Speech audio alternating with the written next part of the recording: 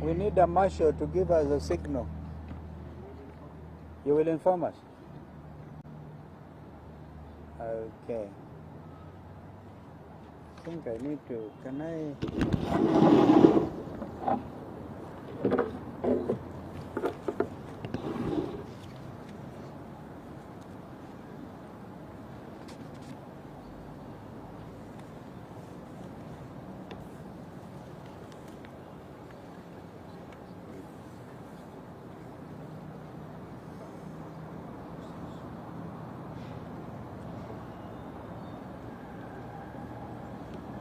Okay, are you ready?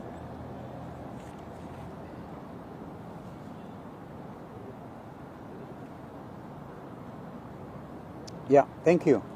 Ladies and gentlemen, as you can see, we are this morning together with my sister here, Senior Counsel, Mother Karua, and we are also accompanied by legislators, Senator Dan Maanzo, Senator Agnes Kavindu, Mheshimiwa Mawadhe, and very many MCAs also.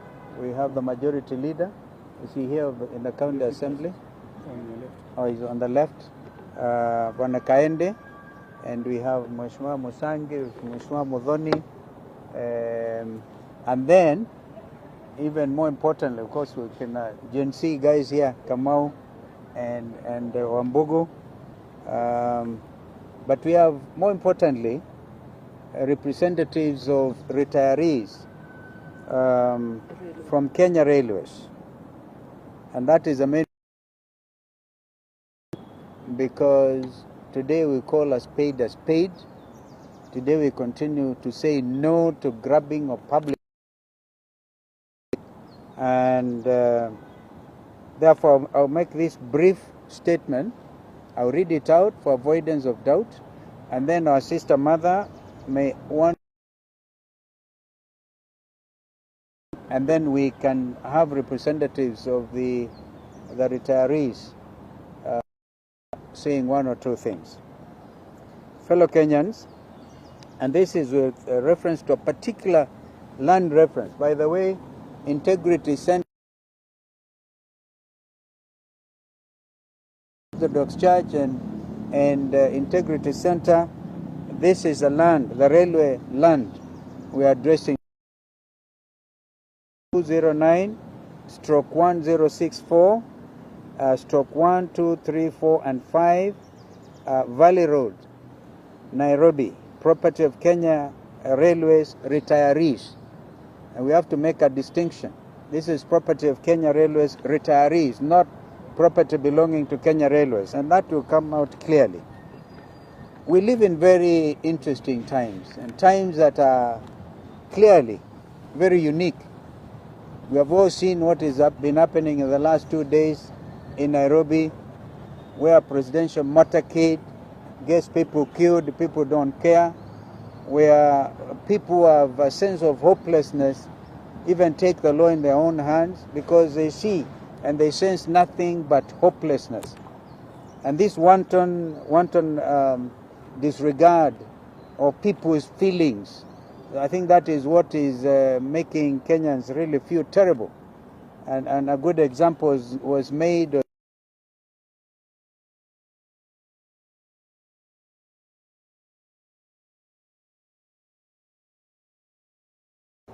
We just followed this president to State House so that we are not interested in getting 20 million that he gave to a bishop.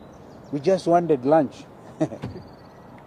That is a state of hopelessness in our country.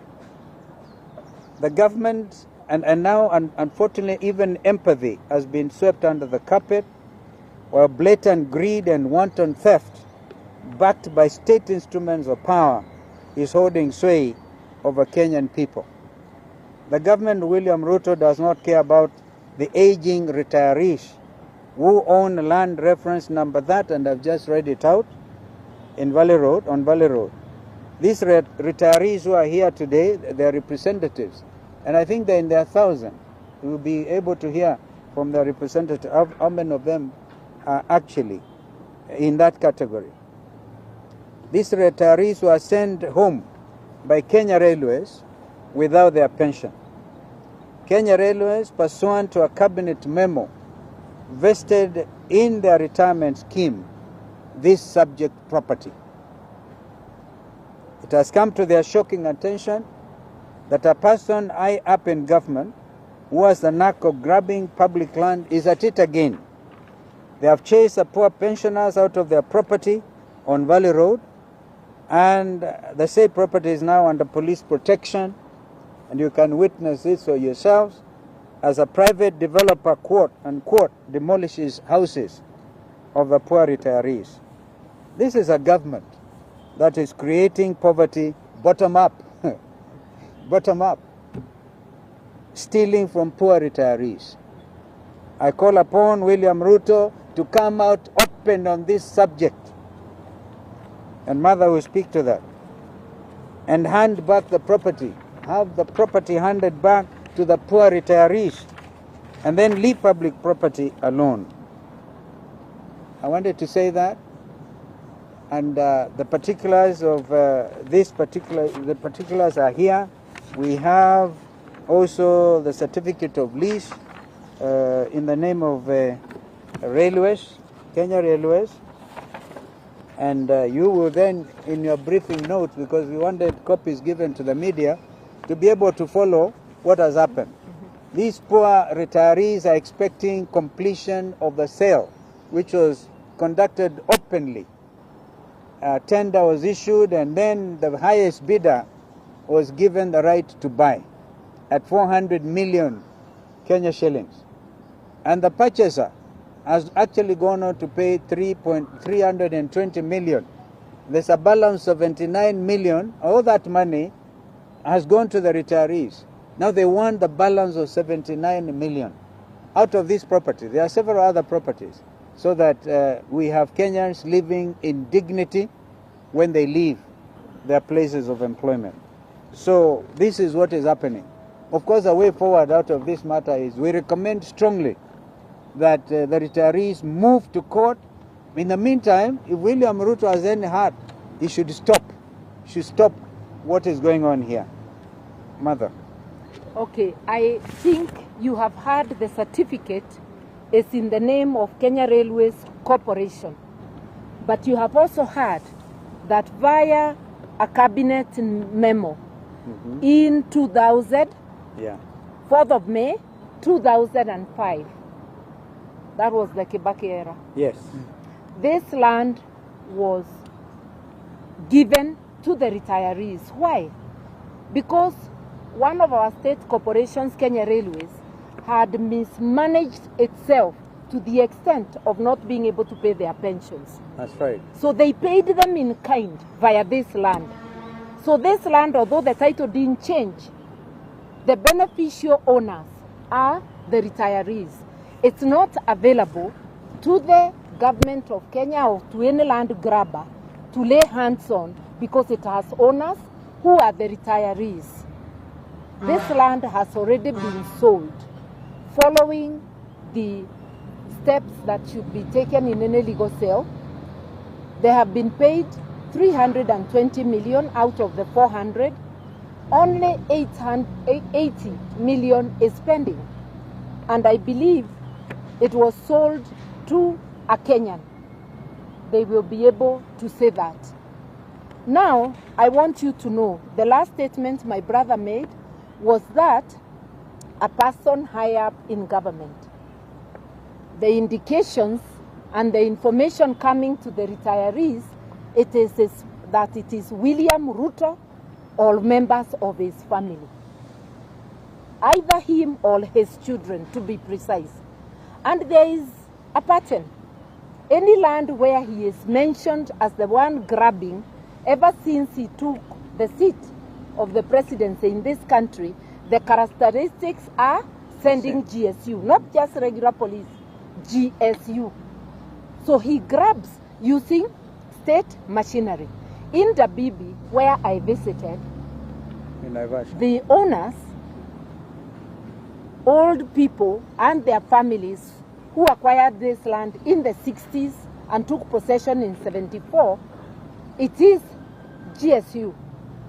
It is the local police who have kept them away from their land. Now, this land belonging to railway away, GSU. Once you see police involvement, the onus shifts to William Ruto. And if he says he is not the one, he must tell us who it is. He's the chairman of the Security Council, which comprises, among others, the police and the NIS. They must know who is this trying to take food from the mouth of pensioners. Who is this trying to use state machinery to grab the land? I'm therefore once again asking Dr. William Ruto directly, come clean. Come clean. In Dabibi, after your name was mentioned, titles were manufactured in the name of a third party. So now there is a third party, the man behind MKU, who is now the face of the grabbing at Dabibi. But GSU are still there. So you know it is still William Ruto, because Jane Kehara, MP of Naivasha, had let the cat out of the bag. Yeah. She had publicly said it is owned by William Ruto. We are now telling him GSU has appeared in land owned by retirees. The information is that it's you or members of your family, in particular your children. Come clean and tell us why GSU are there. Tell us if it is not you, then who is it? Grabbing has escalated during this rogue KK regime. Unfortunately, Ruto himself has been associated with so much grabbing in this country. And I can give you one as a testimony. This procession way, he had grabbed it during the Moi era. He returned it after the Dongo report. He had already taken a loan of 100 million.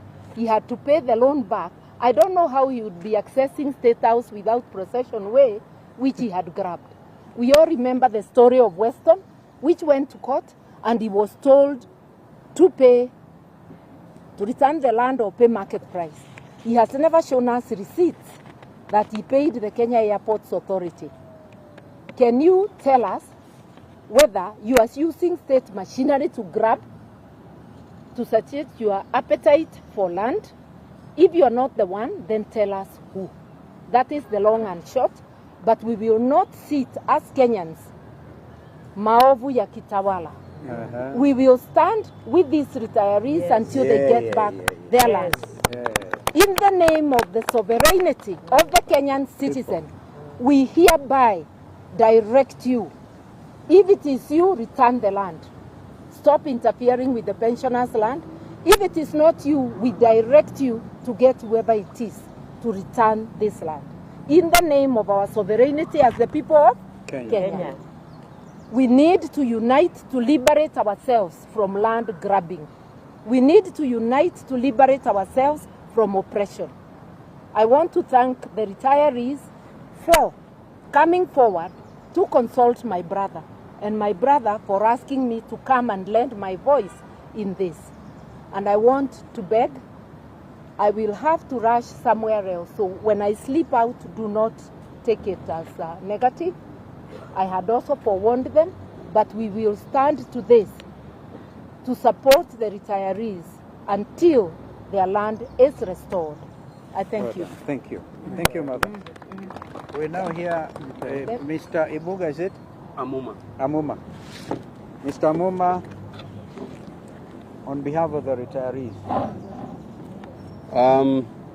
Ladies and gentlemen of the press, I believe you have heard it all.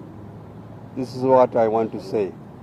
Around 2005, 2006, Kenya Railways management were unable to pay pension to the pensioners.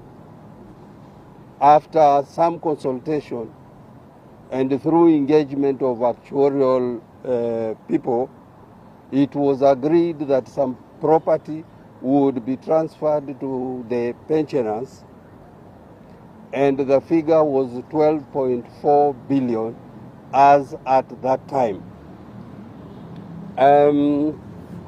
After more consultations, it was also agreed that the government be involved, and therefore a legal notice was issued for the transfer of the properties, and this is legal notice number 169 dated July 7th, 2006. This legal notice has 23 properties. So far, we have sold 10 properties, and we are remaining to dispose of some 11 properties. The issue or the problem at hand is with regard to what you have already heard, land reference number 209/1064, parcels 1, 2, 3, 4, and 5, Valley Road, next here, Nairobi. These properties were transferred to the scheme together with other properties, as I've already shown, and then the same was advertised. This property at Valley Road was advertised by the trustees, Corporate and Pension Trust Services Limited, who were then the sole trustees appointed by the Kenya Railways Corporation. The same was won by one Mahadi, who has yet to receive title deeds, currently being held by Kenya Railway Corporation, who have not transferred the same who have not transferred the same to Mahadi. Since the sale process has not been completed, the property still belongs to the trustees of the Kenya Railways Corporation. I repeat, since the sale property has not been completed, the property is still the property of Kenya Railway Staff Retirement Benefits Scheme or owned by the trustees. Points to note is that the scheme is just a subsidiary. The scheme is not a subsidiary to Kenya Railway Corporation. I repeat, we are as a scheme not under Railway Corporation. Kenya Railway is a sponsor of Kenya Railway Staff Retirement Benefit Scheme, whose main responsibility. Oh, sorry. No. No. I'm saying Kenya Railways is a sponsor of the scheme, whose main responsibility is to safeguard the interests of the pensioners, period. Nothing more, nothing less. Finally, once the properties are transferred to another entity, and in this case, the scheme, the same is protected by Trustee Perpetual Succession Act, Cap 514. I have all these papers. You may want to take the legal notice. You may also want to take the Trustee Perpetual Succession Act, which is irrevocable. Once properties are transferred to trustees, you cannot revoke the same. Thank you. Well done. You speak like a lawyer. Are you related to Senior Counsel Muma? Mungatana. Mungatana? Yes. Okay. Mungatana is not Senior Counsel here. Well done. So it's very, very clear. If there are any questions, yeah. We would like to invite a lady. A lady. Mama Moja. To say something. But then what is the population, what is the total number of retirees? The total number of retirees as it stands now is about 8,000. That's right. Wow. Now you can see the multiplier effect to the Kenyan families of 8,000 people being denied their rights. Kuna huyo mama mwingine? Kama hayuko tuendelee. Ako wapi? Mama yuko wapi?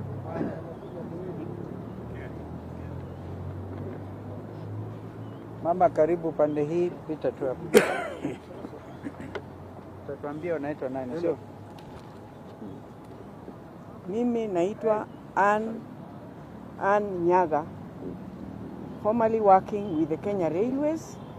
I'm a retiree and a pensioner. Kuna mali nyingi tuliweza kupewa na yule aliyekuwa ametuandika ambaye ni Kenya Railways through a legal notice. Na zingine apart from the one we were talking about ya Valley Road, we are still requesting. Kuna ingine hapa inaitwa Railway Club, which we sold, which was compulsorily acquired by the government. It is more than 3 years ago, roughly 4 years ago. And they have not finished paying us. They pay us little by little. And we are requesting that the remaining billions, few billions that are remaining, should be given to the pensioners, because the natural attrition is very high. Most of us are sickly. Some are more than 90 years old. And we don't. Yule mzee, hebu kuja onekana yule mzee. Hebu kuja mzee tafadhali. This mzee must be paid his benefits. Unamwona? How old is he now? How old are you, sir? Over 70. You're over 70? Hiyo umekaribia 80 something. Okay. Yeah. Sawa. Okay, thank you. So we are saying pensioners wanakufa wengi sana, wanawacha mali yao. Personally, I lost my dad, who was also a railway pensioner, 1.5 years ago. And there are some areas that he still has to be given. And that represents, I'm not being selfish, but that represents the problems that we are having. So if the government can be kind to us and pay the remaining amount for the sale of the compulsory acquisition of Railway Club, we would be glad, and most of the pensioners would be able to pay for their medical bills. I don't have much to... Thank you. We appreciate, madam. Of course, whatever is due to your late dad should go to the estate, to his estate, and so he doesn't lose at all. Kwa hivyo, hiyo ndio maneno. Pengine kama mna swali on the pensioners, you can. If not, we go to the next subject. Because I think there's two demolitions happening. Au waheshimiwa wanaweza kuelezeni, mheshimiwa, but I think I will have the senator say something on what you have just gone through. Mheshimiwa Kavindu, Mheshimiwa Manzo. Yeah. Kwa majina ni Senator Agnes Kavindu Mudhama kutoka Machakos County. Everybody knows you by now. Mimi yangu ni kushangaa kabisa kwa sababu hawa pensioners wa railways wakiwa somebody is grabbing where they belong and what belongs to them. Na ukiwaangalia hawa ndio serikali ya Kenya Kwanza ilikuwa inasema itainua maskini kwenda juu, bottom up, serikali ya bottom up. Lakini sasa inaonekana ni bottom chini, wakiendelea kuwafanya kuwa maskini, kwa sababu hao wazee wameretire. Na wakiwa wameretire sasa pahali wanaweza kuita kwao na wanaweza kuuza wakajisaidia, inakuwa grabbed. Tunasema hivi, sisi kama wana Wiper Azimio opposition, leader wetu akiwa hapa His Excellency Dr. Stephen Kalonzo Musyoka, tunasema hawa wapatiwe haki yao. Na President Samuel Ruto, tunakuheshimu, lakini sasa hawa watu watalia mpaka lini? Maskini watalia mpaka lini? Wapatiwe haki yao. Na kama vile Mheshimiwa Karua amesema, Kama sio wewe umegrab, ni nani amegrab? Wewe ni baba yetu katika hili taifa. Kama baba, fanya haki kama baba. Asanteni. Yes, I want to say that the rights of pension and any other monies accruing to somebody who is retired is a constitutional right, and it is enforced by the law. And therefore, there is no way you can take away what belongs to a pensioner and give it to somebody else. Not only this particular case, but there are many other land grabbing cases in the country, whereby if a property, its lease is about to come to an end, and certain people go and grab it, including properties belonging to the army, cannot be grabbed, stolen, and given to a church. God is not poor. God does not take stolen sacrifices. It can only attack curses to whoever is doing that. And I want to say that this particular one, the Kenya Railways are only trustees. They should give it to the retirees or make sure they look for money and pay for it up. I thank you. Well done. Thank you. Mheshimiwa Mawathe, you want to say anything? I think we move to the next level.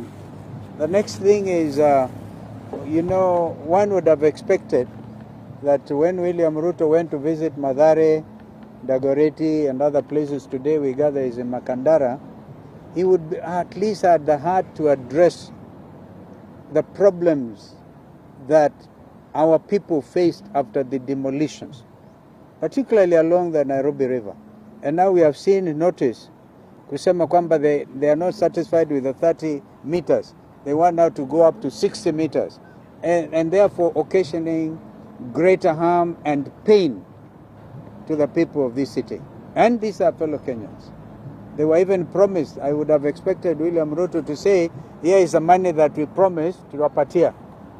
In fact, if you remember, it was a point of departure with his deputy, because the deputy could see the blatant abuse of human rights of the citizens of this country. So we are seeing that instead of giving prominence to things, to this challenge, is now offering to get up a machine which can manufacture 1 million chapatis. If I was asked for an opinion, and if you truly believe in the bottom-up thing, first of all, the making of chapati is actually a Kenyan tradition. It should be given to mama mbogas. If you want to feed the children, and this is advice to Governor Sakaja, in Dagoretti, in Mukuru Kwanjenga, wherever, give that contract to mama mbogas. Waambiwe, we would supply every month to this school, to that primary school, to Toy Primary School. But you can imagine creating a machine ya kutengeneza chapati. I think it's a big joke. These people have become a real big joke. And we therefore want to tell them we are watching, and of course we'll be going to the ground. I know media have occasionally said, hey, you guys go out there. Haven't you seen that Ruto's tour of the city comprises more policemen with batons beating people, right, than the citizens themselves? So you cannot force yourself on the Kenyan people. Kenyans have decided Ruto must go. Ruto must go wherever he goes. And we know they even paying not so of you, the regular media, but musionyeshe hiyo. Kwa mfano jana, these retirees, I'm told, had a procession to their property. But people misdirected the media to Utawala. Today, they are getting it as it should be. God bless you. Kama kuna maswali ama somebody wants to add, Mheshimiwa Mawathe. Asanteni sana. Mimi nitazungumzia, kabla sijazungumzia ili jambo la ubomoaji, nitazungumzia hilo jambo la retirees.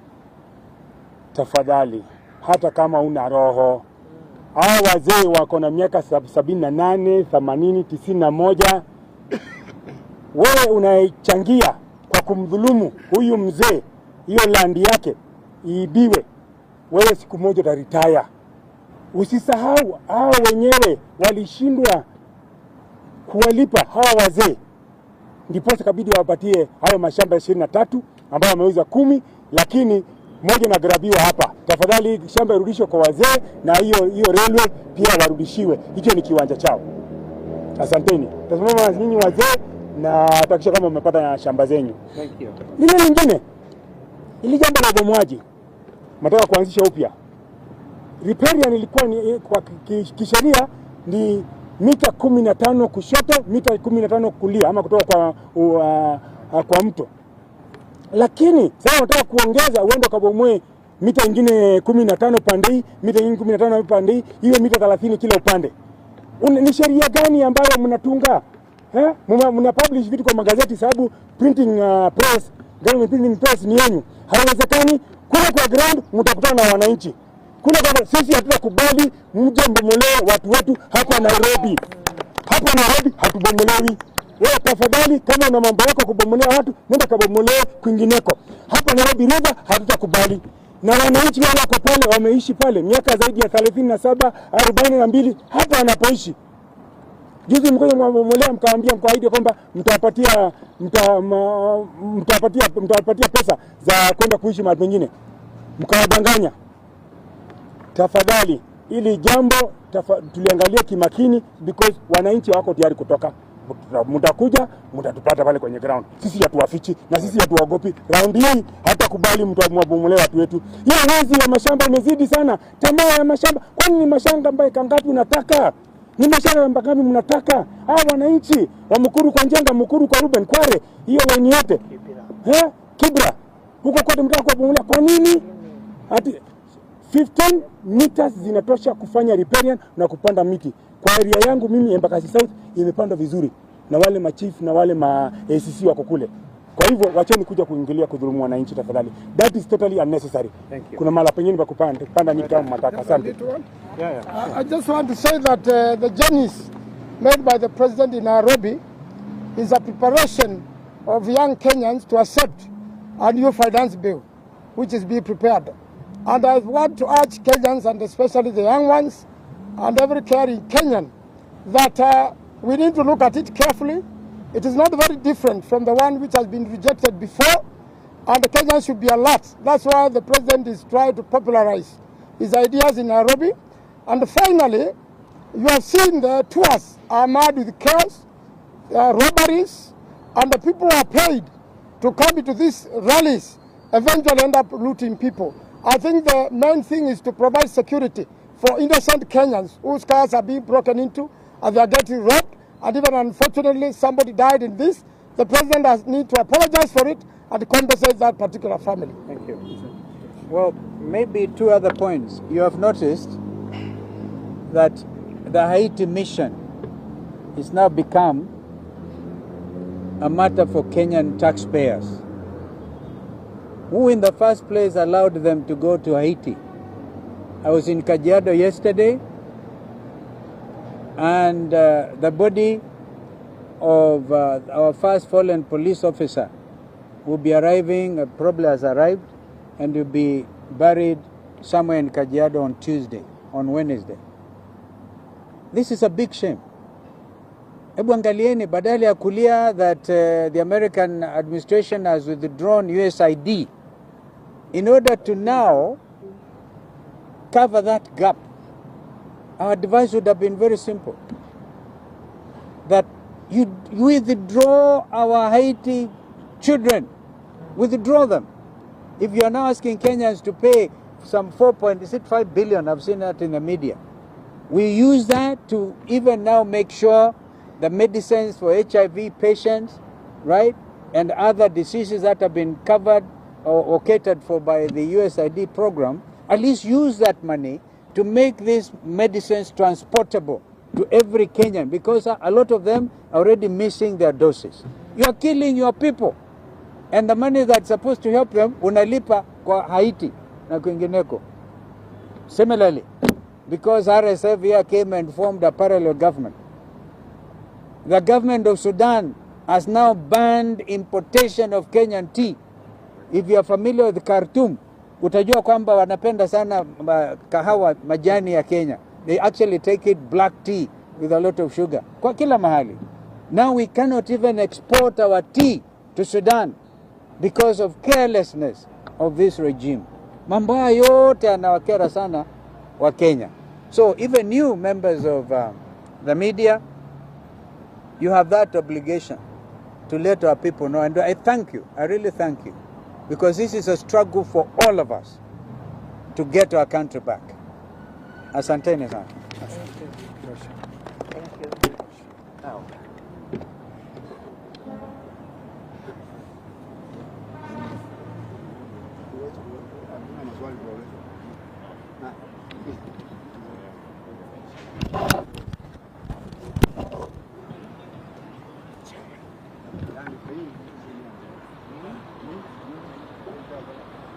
Kongoro.